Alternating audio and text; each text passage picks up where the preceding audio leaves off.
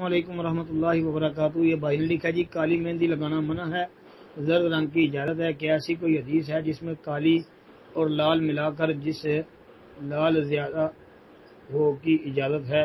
कहते हैं जी है तो रहनुमाई फरमाई जाए, अगर है तो किस किताब? मोहतरम भाई, काला रंग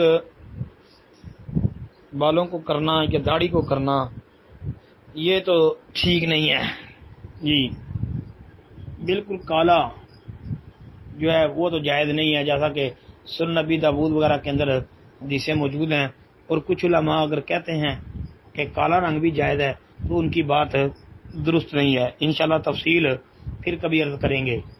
बाकी रह गई बात कि काला और लाल मिलाकर, तो भाई ये मिक्स करके जो है अगर इस्तेमाल किया जाए तो इसके मुतल्लिक बाद अहले फतवा जो हैं वो इसकी इजाज़त देते हैं जी। बाकी खालिसन अगर काला हो रंग तो वो ठीक नहीं है।